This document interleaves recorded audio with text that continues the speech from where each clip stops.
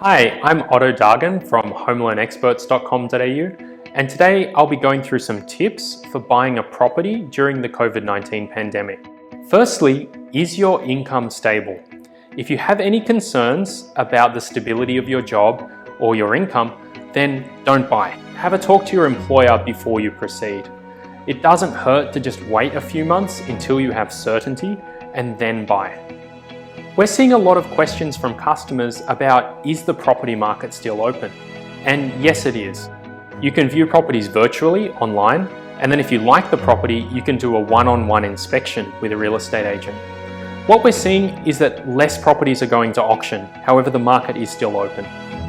The big question everyone's asking us is, will property prices fall? The honest answer is that nobody knows. Most economists are predicting between a 5% and 15% drop in prices, but one thing for certain is that there will be less properties for sale, and so there will be less activity in the market. Just because prices are falling, it doesn't mean you can't buy now.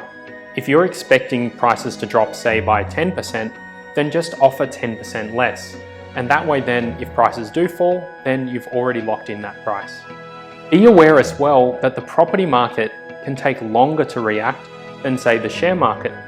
The share market's very forward-looking, whereas the property market often reacts to the economy. You should consider off-market opportunities. These are properties that are not actually listed for sale on one of the real estate websites.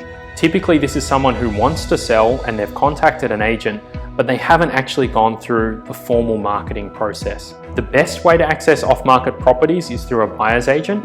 However, you can also just contact real estate agents in the area that you're looking in. When buying a property during this time, you absolutely must have a cooling off period or a COVID-19 clause in your contract that can be set up by your solicitor. The reason for this is that a pre-approval isn't a guarantee. The lender can and will renege on the pre-approval if they see that there's any issues around the stability of your income. So it's important that you just manage that risk by having a cooling off period. We don't recommend going to auction during this time unless you're in a very strong financial position. You should submit a strong loan application. What I mean by that is that you need to consider that lenders are really scared at the moment. But lenders will be looking at the risks of your situation, and so what you can do is mitigate those risks with additional evidence and by answering their questions. So we recommend that you provide, say, a 12-month history of excellent loan repayments instead of a 6-month history. That you show a long period of time with one employer rather than showing just 2 recent payslips. There's many different ways to do this. Lenders are being conservative, but they are still approving loans. You should be ethical when buying a property during this time. If you are paying slightly below what you would have paid, say, earlier in the year, then that's a fair market price and that's not a problem. And that's a willing seller who you're helping if they want to sell. However, if you're making ridiculously low offers to people that are desperate, then you're preying on vulnerable people, and that's just not ethical.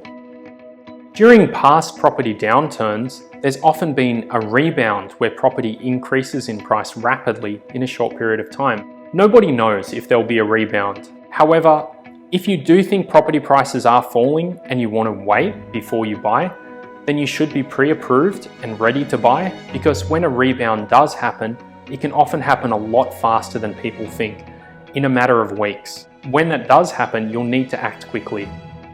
We recommend as well that you consider borrowing a little bit more than you need. And the reason for this is that then you can put those funds in your offset account or in your loan account, and you won't pay interest on that extra money. However, you can access those funds at any time, and this is one of the best backup plans you can have, is money in the bank. And consider a fixed rate loan.